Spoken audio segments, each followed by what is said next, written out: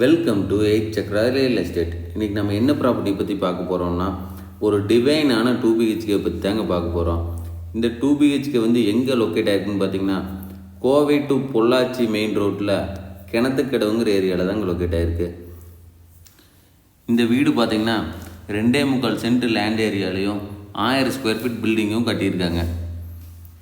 இந்த வீட்டில் பார்த்திங்கன்னா 16/11ங்கிற போர்ட்டிக்கோவும் ஒரு சின்ன கார் பார்க்கிங் வந்து கொடுத்துருக்காங்க. மெயின் டோர் டிசைனுமே பார்த்திங்கன்னா ஃபுல்லாக டீக்கில் தாங்க பண்ணியிருக்காங்க. அந்த டிசைனுமே ஒரு யூனிக்காக பண்ணியிருக்காங்க. இந்த வீட்டில் வந்து பார்த்திங்கன்னா ஹால் வந்து 10/16ங்கிற அளவுலையும், கிச்சன் வந்து 10/8ங்கிற அளவுலையும் கொடுத்துருக்காங்க. உங்களுக்கு ஹால்லேயே ஒரு சின்ன பூஜை யூனிட் மாதிரி கொடுத்துருக்காங்க. நல்லா காம்பேக்டாக நல்லா டிசைனாக கொடுத்துருக்காங்க.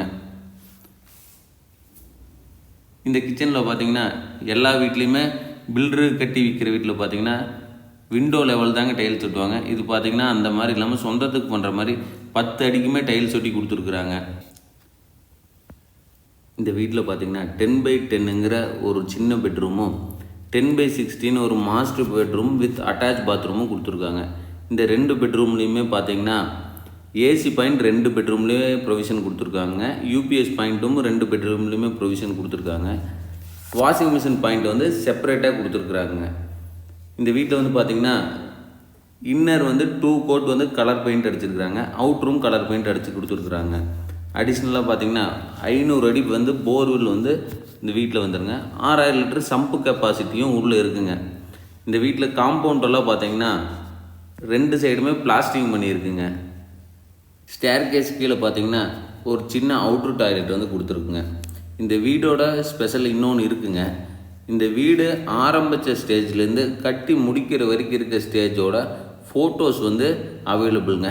நம்ம இந்த வீடு வந்து யார் பை பண்ணுறாங்களோ அவங்களுக்கு வந்து அது ஒரு ஆல்பம் மாதிரி ப்ரொவைட் பண்ணிடுவோங்க. அதாவது எந்தெந்த ஸ்டேஜில் என்னென்ன மெட்டீரியல் யூஸ் பண்ணியிருக்கோம் அப்படிங்கிறதுக்கான ஒரு ஆல்பமுங்க.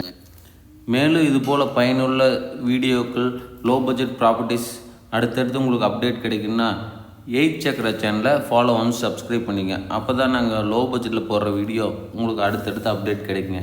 தேங்க்ஸ் ஃபார் வாட்சிங்.